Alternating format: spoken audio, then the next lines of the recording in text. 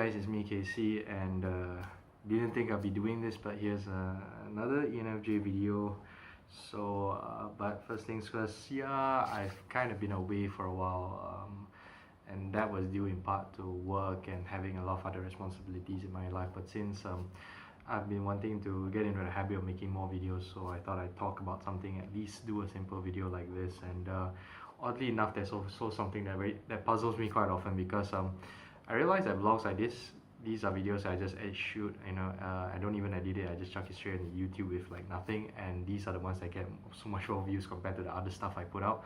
So I guess maybe there's something I'm doing right there, and yeah, I'm gonna be doing a video about it. Got my notes here, and kind of one thing I wanted to talk about is how ENFJs deal with rejection, or not as in like dealing with rejection like people reject us, but more like ENFJs, how we reject people. Because one thing you hear about INFJs quite often is like the door slam, like once you piss off an INFJ, they get out of your life for good and they just totally disappear.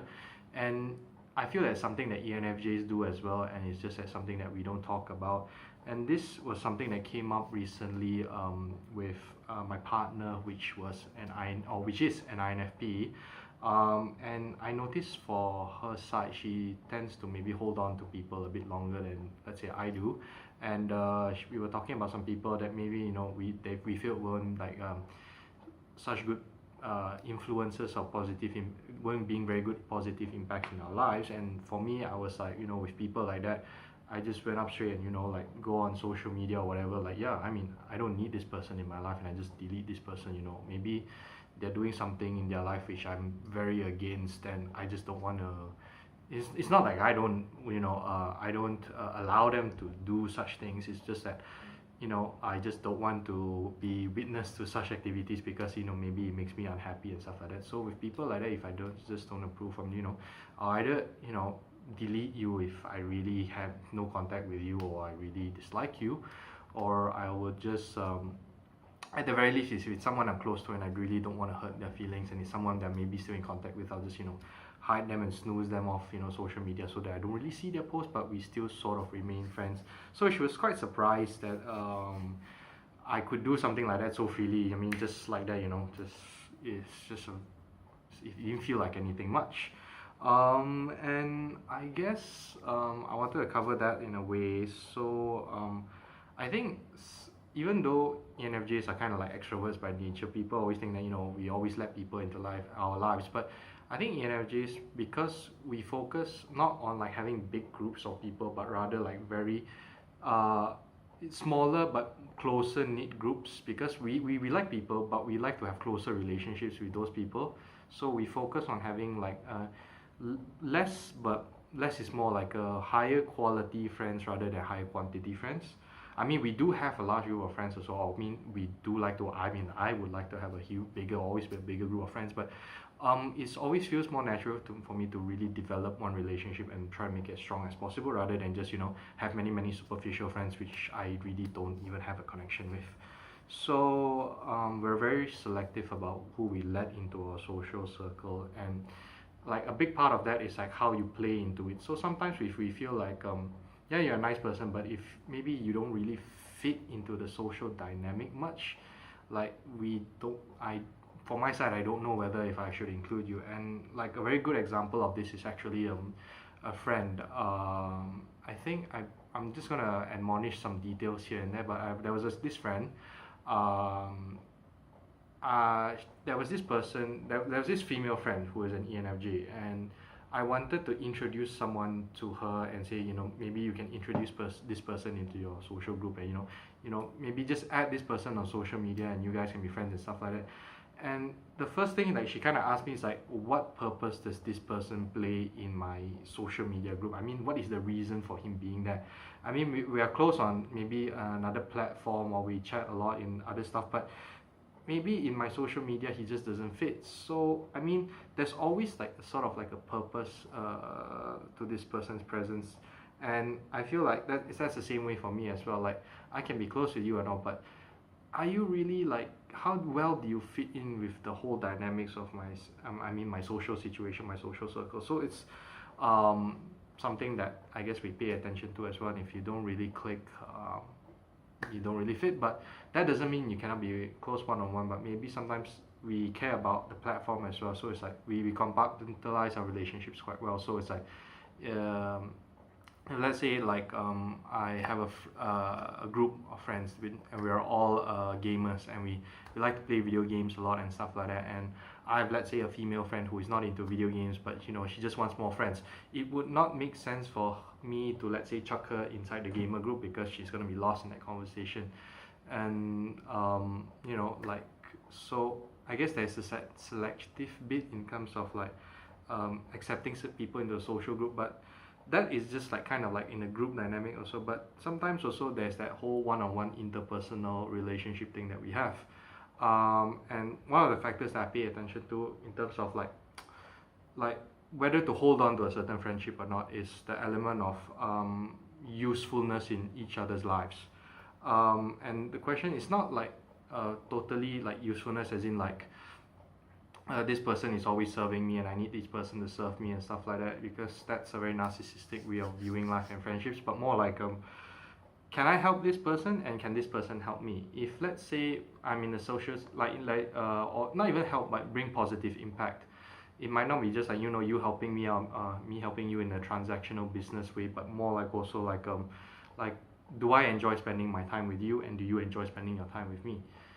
If I see that, let's say, in a relationship, I'm just being friends with you for the sake of being friends with you, maybe because we have a long past or whatever, but we don't really enjoy spending that time together anymore, I feel like less inclined to hold on to that relationship so strongly. I mean, I would still see you and be friendly with you, but I mean, I wouldn't just be like pretend to be close with you just for the sake of being close with you, because I feel like that's something that's very disingenuine. And if, well, you have half a mind and you know me very well, you will figure that out pretty soon. So I feel like it's no point holding on to relationships like that. So sometimes, if, let's say, there was once a guy that maybe in high school I used to be his best friend or something like that, we used to be best friends, but we've come out, we've gone a long way, and we've gone our separate ways, and I feel like, hey, you've gone on and done your thing, and I'm going and doing my own thing, and we don't used to be, we weren't as close anymore. If I want to let go of that relation, I mean, if something happened and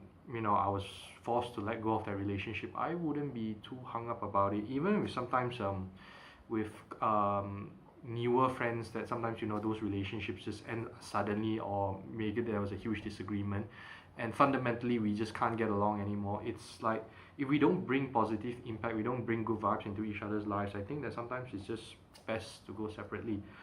So yeah, I have like this set of notes here. So it's like, yeah. And I was also reminded one time there was this friend I have, and I will preface this by saying that I'm okay with letting go of people. Is because I don't view my friendship or my company as something that is like so precious and genuine. I mean, like my friendship is good, but it's same like other people's. Like, it's good. It's always good to have another friend, but that doesn't mean that if you're not friends with me, that your entire world collides. Like, I don't view like myself as this great entity that you should be friends with. I bring great value into everyone's life. And the reason I say this is because that I used to have a friend that was quite narcissistic, and when there was a big disagreement fundamentally between us, and I was like, I do not want to be your friend anymore. He was sort of like, oh man, it's such a great loss that Casey doesn't want to be my friend. Like, like I'm losing out on something like that. Like, I basically sold off my Aston Martin for $500. It's like, it doesn't make sense. I mean, I'm not the only person that exists that can give you a good positive, can bring positive impact in your life. So, I mean, there's someone for everyone out there, and maybe I'm just not that person. And if we stop hanging out because of that, I mean, it's sad, but we have to move on and just let go, because sometimes people change, and that's the way I view it. Because friendships for the sake of friendships, for the sake of past, for the sake of history, I feel like it's just you're trying to get at something that revive a certain relationship that might not necessarily. I understand the concept of loyalty, but if you're trying to force a certain sense of closeness, I don't get it. And it's something I feel like, we all have a finite amount of time, so we might as well spend it with people that, we genuinely feel excited to be around. So like that's the whole mindset of which I'm in. So yeah, 10 minutes, yes, I can monetize this video if I wanted to. Oh no, wait, I can't because I don't get enough views. But anyways, sorry for that. Yeah, but anyways, basically that's just how I view rejection in the grand scheme of things. Like, if as an ENFJ, like, if I were to let go of someone, how I view the whole concept, and I guess also it's partly due to upbringing and nurturance, where when I was young, there were times where I had conflicts with people, and I was like, we used to be close, but we had a disagreement, so now we're not so close anymore, and it's okay, just move on. Granted, back when you're younger, it's a big fight that triggers this, but when you get older, you kind of realize that it's okay, we disagree and we're not so close anymore, and you go your way, I go my way, it's fine. But at the same time, I guess for those just who are still present, is just trying to have a good time. We have good experiences to share with one another. We make each other happy. So I see a continuance to that relationship. But if it doesn't really pan out in that way anymore, and we just don't really add anything into each other's lives, it's fair to let it go. So whether it's your crush or your best friend or colleague or whatever, it's I guess the sooner we unload, because we are like in our social group, we all have a certain amount of time. We're like this luggage bag. You can't just keep fitting stuff in there, and then it's friendships is like, it's the bigger, the stronger it is, the more space it occupies. If you are like these superficial friendships, you can chuck in a lot because it's so superficial, but you don't really get anything meaningful out of it. But you have big meaningful relationship, it's like this huge thing.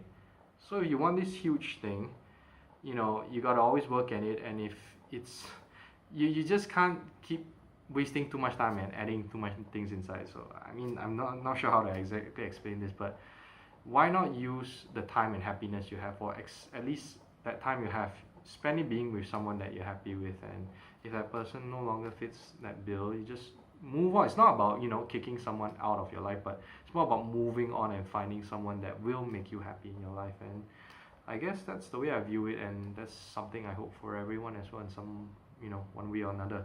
So yeah, this is a video after a long time. Never expected to do this, but here I am again. So I guess I get a bit of positive feedback from the videos. It's not much. I'm not PewDiePie or anywhere near the creators I watch, but if this gets more traction and get more views, and oddly enough, the ENFJ videos, anything about MBTI I do, oddly enough, or any vlogs I do like that, just seem to get more views. So well, the more of this the better. So yeah, well, if it gets views and there's a form of discussion of any feedback at all, I'll keep making videos like that. So again, sorry for the 1-2 years hiatus. That's really long.